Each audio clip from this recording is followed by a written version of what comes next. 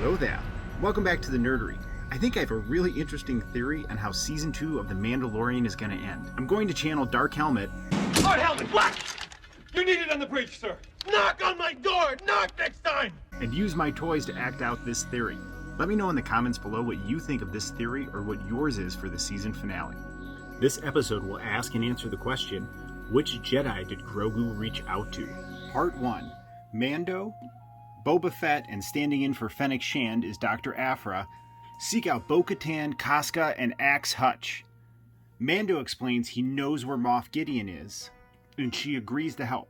They hatch a plan aboard Slave One to split into two groups. Bo-Katan affirms her main priority is regaining the Darksaber and reuniting Mandalore. Standing in for Moff Gideon is Darth Nihilus, since I don't have that figure yet. So Bo-Katan challenges Moff Gideon to a fight for the Darksaber. Moff Gideon smiles and accepts. Grogu is behind Moff Gideon in a cell with his Force handcuffs on. Gideon then informs Bo that the rest of her landing party will be dealt with swiftly by his Dark Troopers, which rouses Baby Yoda. Instead of struggling with the cuffs, Grogu closes his eyes to meditate and reaches out with the Force. Do we see more butterflies here? Moff Gideon and Bo-Katan begin their duel. She uses the Beskar spear to combat the Darksaber. Cut to Mando and his team battling the Dark Troopers, trying to infiltrate the ship's computer to learn what they've been doing to Grogu.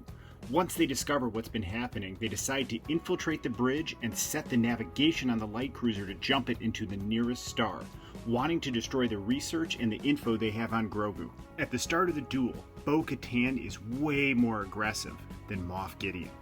Then, just as Bo-Katan thinks she's got leverage on Moff Gideon, she feels a tickle in her throat and begins to choke and uncontrollably lift up backwards, struggling to breathe, unsure of what's going on.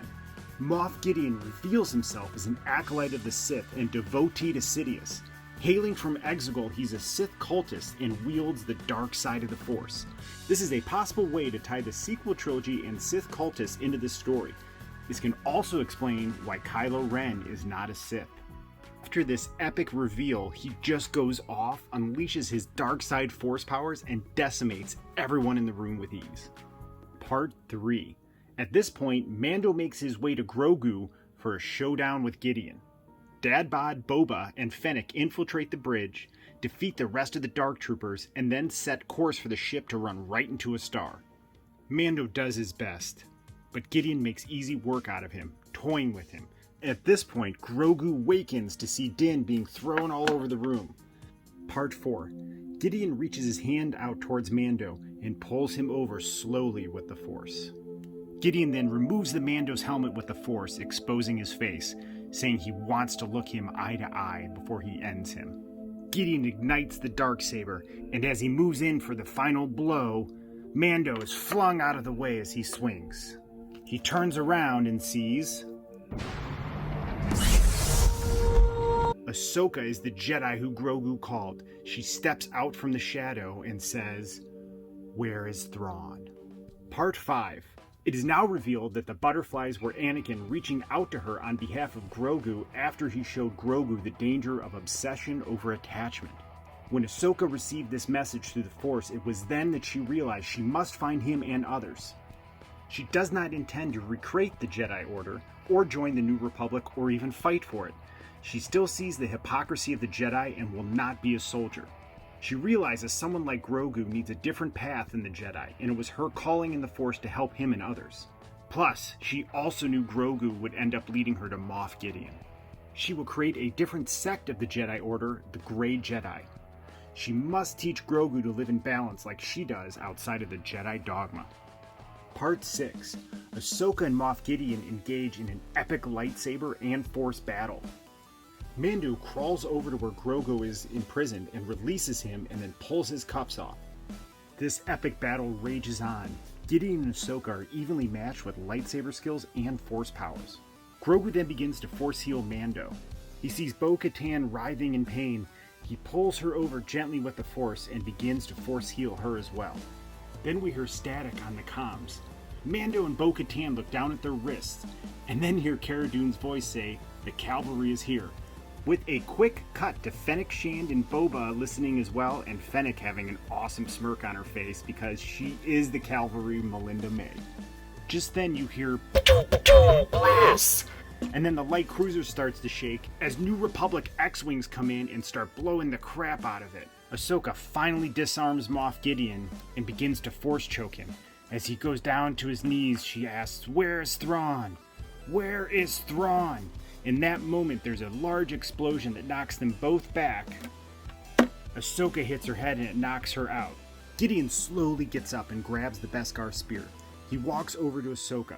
Gideon lifts the spear up and is about to plunge it into Ahsoka's chest. Then you hear the darksaber ignite and purge out through his chest. The camera pans to the side and we see Bo-Katan standing behind him.